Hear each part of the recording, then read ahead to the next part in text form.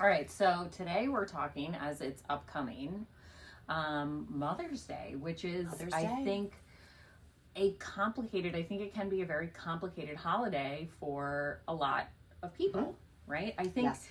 for years it was always just like the aisle of Target with cards, and there were flowers and beautiful sentiments and brunches and teas, and that was kind of the way that we looked at Mother's Day. And there was a kind of one size fits all, right? Like Yes. kind of situation for Mother's Day. And the reality is it's A, not like that for the majority of people, but B, I think it can be really complex for a lot of people. Yes. Yeah. I think it's multifaceted. It's spotlights your relationship with your own mom, right? And that's to the forefront. And then, how you're going to recognize that relationship and what does that part mean to you. If you are a mom, there's a lot of expectations on moms as to what to do on that day, right? Some moms are looking to escape, get out of the norm, abandon their routine, do something celebratory. Then I have other moms who feel guilty if they don't spend the whole day with the family and the kids. And so it's really interesting. Not only do we recognize our relationship with our own moms and figure out what to do with that, but then there's this whole thing about if you are a mom, how are you supposed to spend that day? What are you supposed to be doing? So yeah, even a mother's holiday is stressful for a mom. Yeah, damn it. Don't come at me and tell me, like, ask me how I want to spend that day. Yes. Like, please don't do that. Right. Because you just put one more thing on my plate, and today is a day where we should be taking shit off my plate. And you just added some more shit on my plate. Seriously, sidebar too. We just had this conversation earlier that the sexiest thing that a man can say to you as a female is, I handled it. I already did it. So just a sidebar for all you men out there that may possibly listen, or if you're a female and you want to send this to your husband, boyfriend, significant other, whatever, let them know that like the sexiest thing that a man can say, even on Mother's Day, is I got that. I handled it. I did that already. That's amazing. Like, are you kidding me? That's everything. Yeah. So don't make her make all the decisions on Mother's Day. No, just handle it. Do it. Yeah, and I think I sent this to you last year. Like, may no one need a damn thing from you. That's how I like to spend Mother's Day. Not needed. Not needed. Yes. Just like leave me alone. I think every mother Yeah. will say, well, okay, let me take that back because then some people are going to come at us and say, not every mother, and that's fine too. But I'm going to go down with the ship that we would love a day with less responsibility. Yeah. On Mother's Day, please. On Mother's Day, I would like to pretend and suspend belief for one day that maybe I'm not a mom. Right. Like that's kind of how I want to. Yes. Let's pretend my for Mother's the day. Day. Like Yes. I don't need a brunch. Yeah. I love a card. I love a card. Do you love a card? Oh, The love expense girl. drives me insane.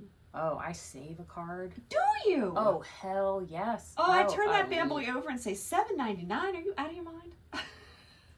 Sorry, Mom. I will get you a Mother's Day card. I swear. You're the exception. You will get the $7.99 no, card. I love a card. I love a card. Okay, but so speaking of that, I think one of the things that's really hard is when you go, they all have a similar sentiment, right? Like, yes. Thank you so much. Yes. I wouldn't be the woman I am today. Yes. So for me, I don't have a relationship with my mom. So we don't speak. And that's largely my decision. And that's a decision I've made, several times in my life. But I think that it's now been, I think like 3 years or something. So for me, Mother's Day is very, very kind of anxiety and stress producing. But the cards to me, like I would always read them like for years, and I'm reading them and I'm like, this is not my experience. Right. Like this is not at all my experience. And then I had guilt and shame because I felt like I'm buying this card that says this. None of the shit's true. Okay. Like, and you're trying to reconcile that of like, I'm trying to celebrate somebody or celebrate a relationship that has caused me a tremendous amount of like hurt and pain. And then here I am expected to kind of show up and put a bow on it. Yeah. And you're right with the expectation. Like it's expected that if you don't talk to her on other days, that you'll absolutely reach out to her on Mother's Day, right? Like that's a heavy, heavy burden to put on people who don't have a great relationship or no relationship. and it's still like that. The holidays come and there will, inevitably be, some like blocked voicemail that is like, hey, blah blah blah, and here it is, on the holidays, Mother's Day, whatever. Yeah. Birthdays, things like that. Yeah, I think it's a really lonely place to be sometimes when you're left out of the traditions that continually go on, right? When you feel like, okay, everybody's doing these, fantastic Mother's Day brunches for their mothers, and I'm not going to be doing that. And then there's feedback you get from people. They'll ask you. I mean, will come right up to you and say, oh, did you see your mom today? What'd you do? What'd you get her?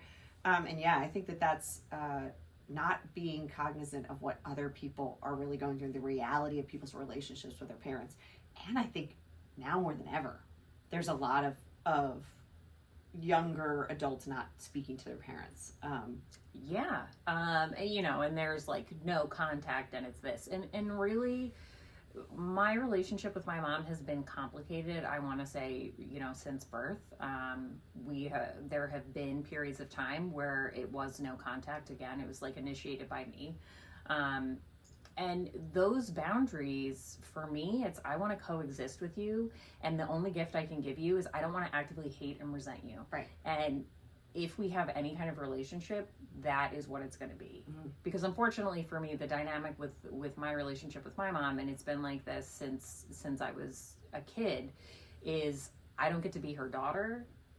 The only role that works is I am a caretaker, and that is not good for me. No. That is not good for me.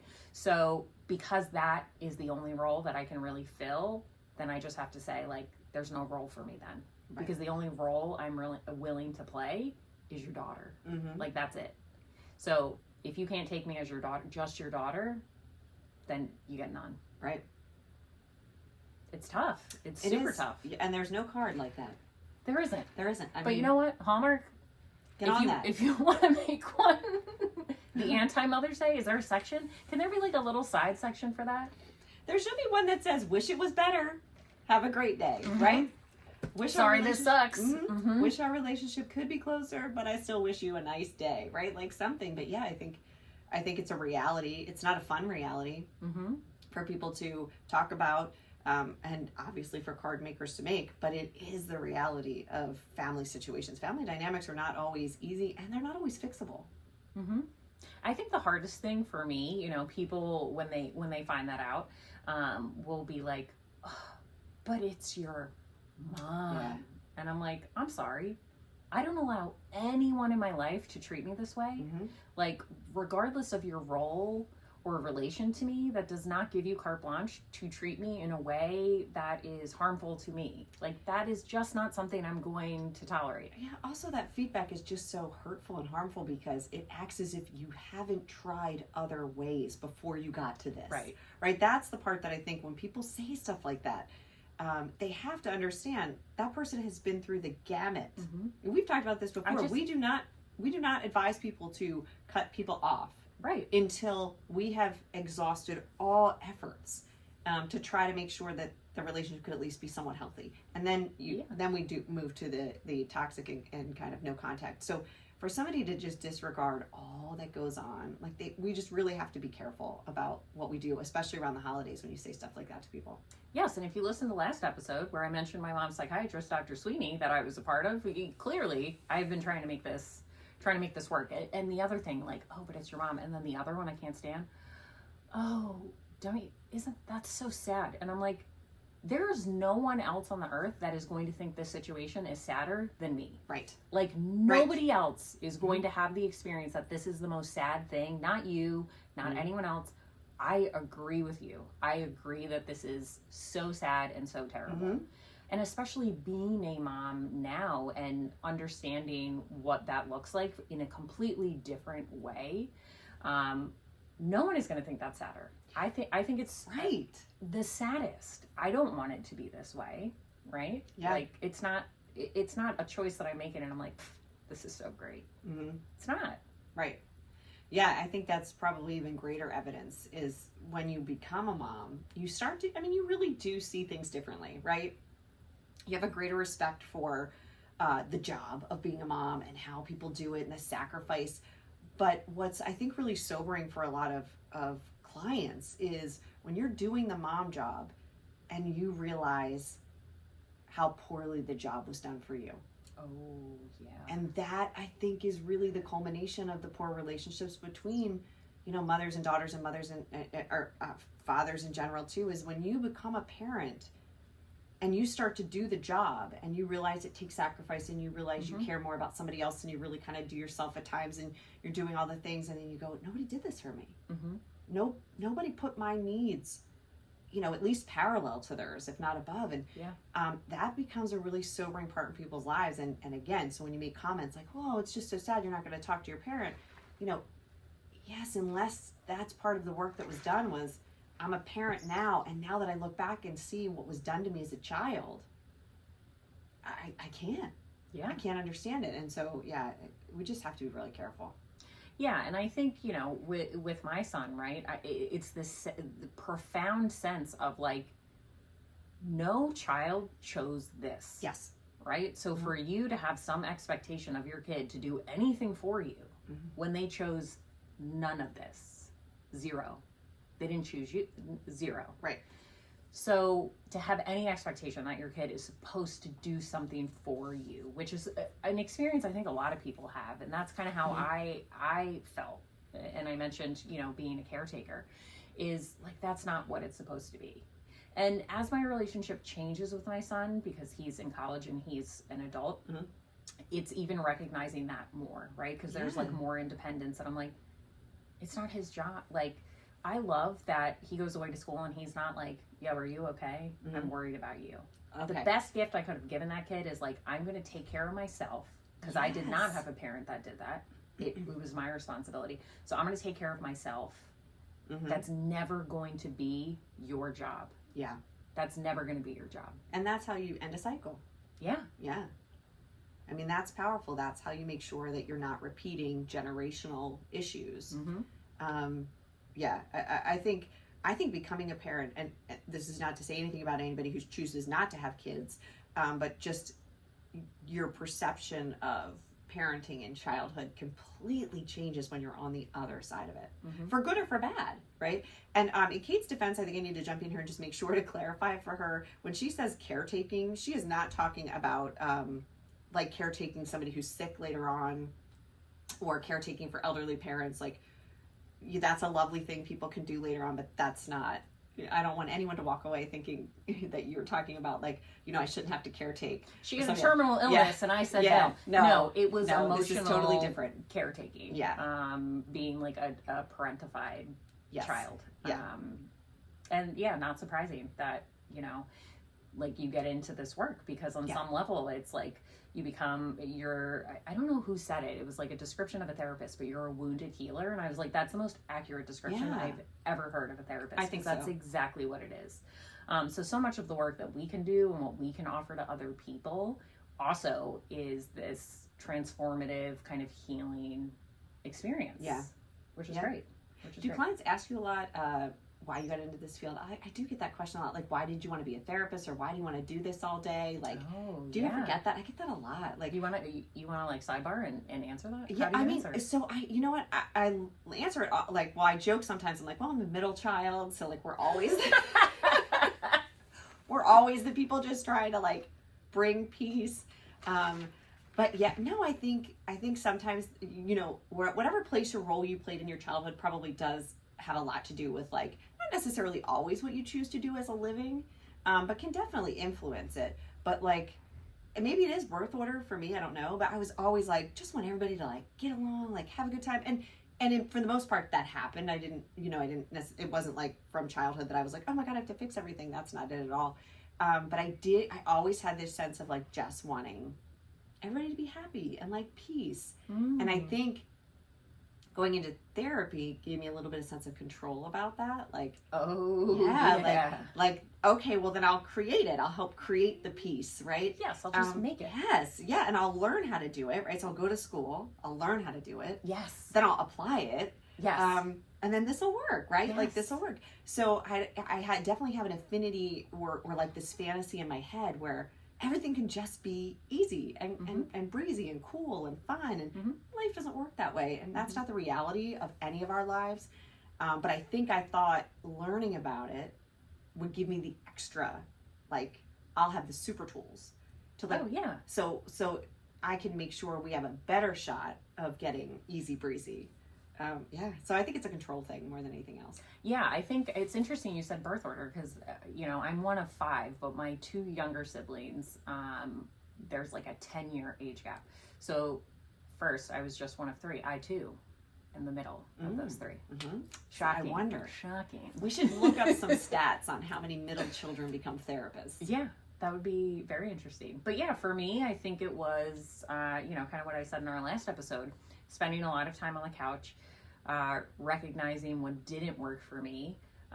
Like in a therapist, I had one therapist early on.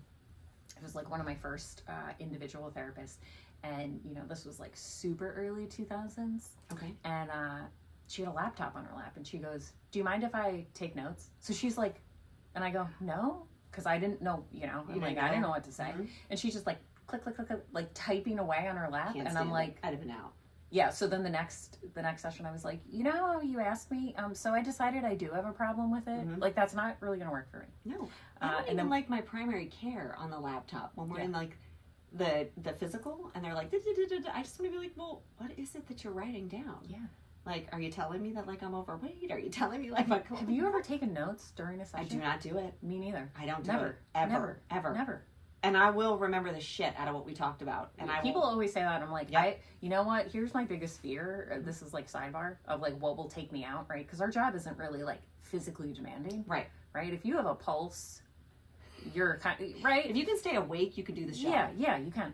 But the one thing that you actually really need is like a supersonic memory. That's why I told you And earlier I was afraid of dementia. Like That's my biggest fear. Yes. When that starts to go, because people know. will be like, how did you remember my that? boss's name? yeah. Like, how did you remember like Yep. so-and-so? And I'll be like, how was this? How was that? Yeah. I'm like, You it's like an remember like the elephant. wife? You're like, how's she doing? Like, Yeah, how are the when kids? when it's in there, it's in there. I know. That's my biggest fear. I know. If the memory goes, I'm done. I'll retire. Yeah, that's my biggest fear. But I think that's for me and my own journey, not just with therapy, but with managing, my own mental health stuff.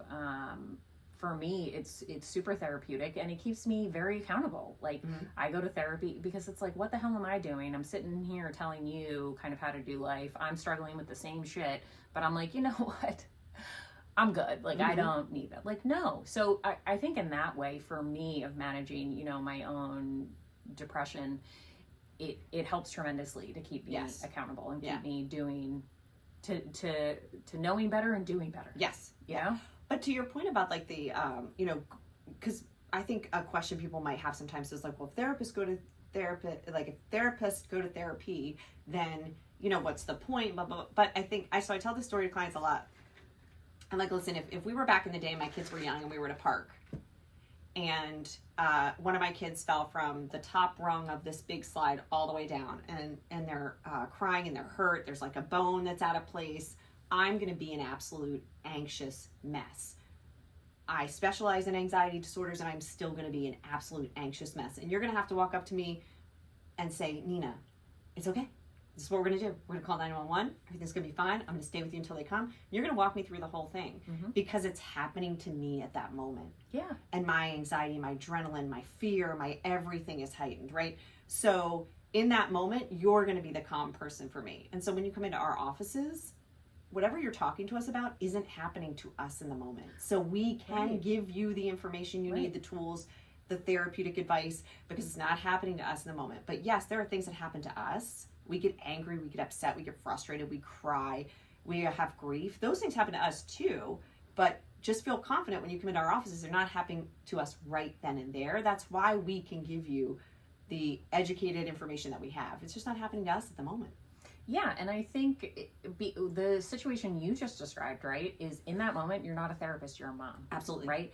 When people come into our office, they're a human being. I am the therapist. When I go into my therapist's office, I'm a human being. Right. And she is the therapist. Right. And you get to manually, like, it's a manual switch. Oh, it is. You're like, ooh, this is my time. I'm going off now. But the last thing I wanted to say, the last thing I say to people when, and I'm very open with, like, I go to therapy, I tell people all the time, clients all the time, I will say, I cannot simultaneously sit in this chair and on that couch at the same time. I can't. Like, Right. I have blind spots too. Mhm. There are moments that I'm a human being, and it's like, does your doctor go to a doctor? Yes. Sure do. So, Yeah. I don't know. There's a lot of point in that. Yeah. But, yeah, so I think the childhood stuff absolutely for me had a tremendous impact on being a therapist, and yeah, the relationship with my mom in particular. Yeah. Yeah. For sure. Yeah. So it's definitely challenging on Mother's Day for people who don't have a great relationship with their moms. I think it's also a little challenging for moms who are trying to figure out how to celebrate themselves and celebrate their moms. Yeah. I think that's also a lot of things that, Mhm. women will talk about is like, hey, I would really want to do this for myself today, but I do want to celebrate, the fact that I have a mom and I have a close relationship with her. So I think there's also that. And then I think there's a lot of women who, like we joked about before, just want the day off from everything and everyone. Yeah. We have a close friend, and I love her dearly because for years she has celebrated Mother's Day by going out with a bunch of her girlfriends, and they either do movie and brunch, or they just do all these really fun things, but a bunch of them get together and they do not have any responsibilities of children or family for that day. I love that. I know, and I think that's great. But I've seen over the years sometimes, like, some people will grumble, like, oh, well, they're not with their kids or they're not with their family. They're with their family 364 other days of the year. Yeah. Just this one day they've decided to go out and have a great time and enjoy their time with friends. But I think there's just this stigma around, Oh yeah. you're a mom. We're celebrating the fact that you're a mom, so you should be doing the mom thing, Mhm. which is be with your family. So, and I just think it's so different than Father's Day, because all the love to all of you men out there, but Father's Day is culminated, at least where I grew up, was like the dad's like, go play golf, or like, My husband hates golf, oh really? which is shocking. I would Because love- I tell him all the time, I'm like, but you look like a golf person. You seem like a golf person. You love Brooks Brothers. Like, you have a golf vibe. And he's like, nope.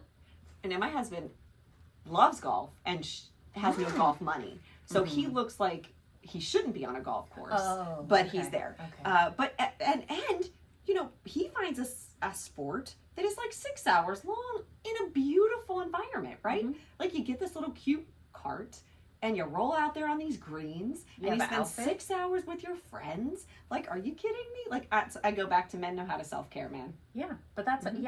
that sounds like it. Mm-hmm. Kind Mental of like what you were self-care. saying about your friend, like going out. And here's the thought: is like, if you want to celebrate Mother's Day without your children, if you are a mother, Mhm. I've done the mom thing so well that no one needs me for one day. There you go. Yeah, That's brilliant. I That's love the it. perspective. Like, I'm that killing it I'm at this offered. mom thing. Yes. They can all stay alive without me for Correct. one day. Correct. I feel like every woman should take that this year as just their phrase. I'm killing it so much at this mom thing that nobody needs me for a whole day to stay alive. Yep. Yes, I love that. Yeah. Oh, please, ladies, do that, because God knows we need it. I mean, just one day. I've warned before that I will tirade on the sports at some point, but every year for the past 6 years, I have been at a tournament on Mother's Day. No. Every year for 6 years. One of my kids has this annual tournament every year for 6 years. And it's always baffled me that they have a Mother's Day tournament, right? Like, they don't have a Father's Day tournament. They have a Mother's Day tournament. Oh, And it's yeah, just of so course. interesting to me, because the idea is just like, it's fine. Like, Yeah. it's fine. And I go every year.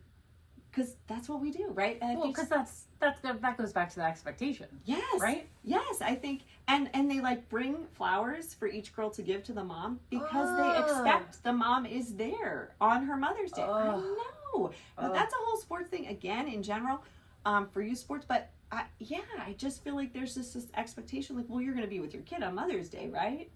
Yeah, and women, it is totally fine if you're not. It's totally okay. Yes. Take it and run. Yes. Go to the beach. Go get your toes done. All Get 10? it better. All Hey, 10? if you can afford it, get all 10. All 10. All 10 toes. Yes. How's our...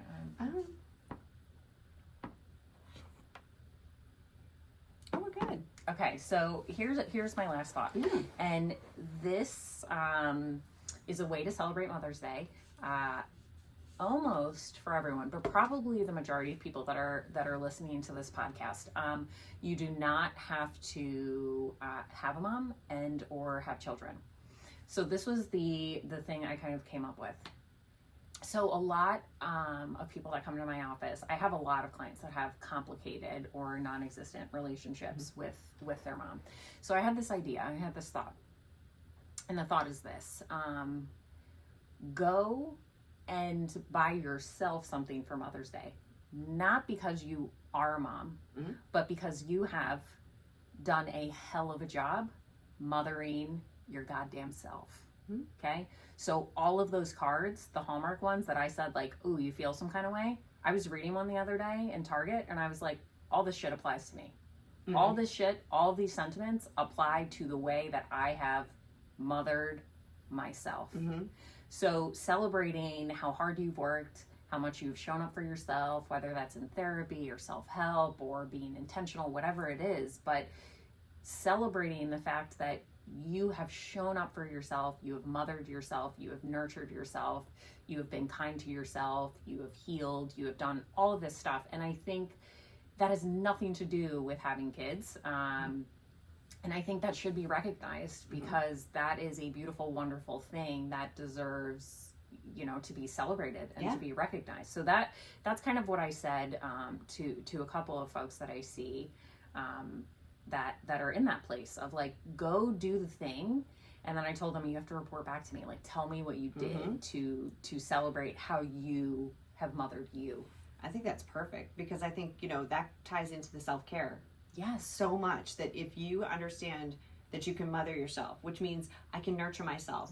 I can be my biggest cheerleader. I can be my biggest fan. I'll be there for myself with unconditional love. Like, all of those things are so important to learn. We give those to kids, and our children when we're moms, but do we give it to ourselves? Do you love as hard for yourself? And learning how to do that. So I think that's a perfect idea, again, like you said, for people who are moms and people who are not moms, is make sure you love yourself like a mama would love you. Yes. Talk to yourself like your mama would talk to you if it were a good relationship, and provide that for yourself, because then you never lose. You're actually becoming, that self-confident person. You're giving yourself more self-esteem. That self-narrative is so worthy.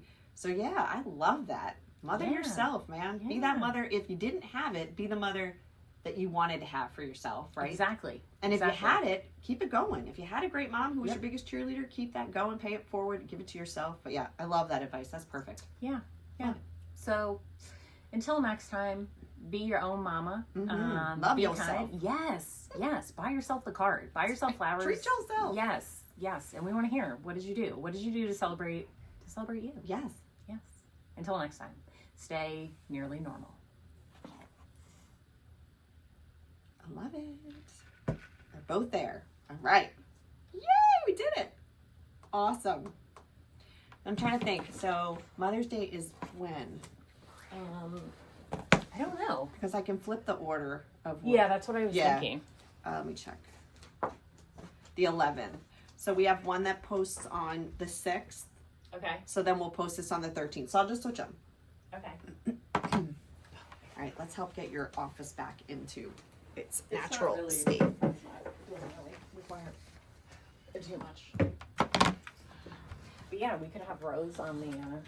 She was itching because she had said to, when I sent her the picture, she's like, I know she wanted to say, can I come?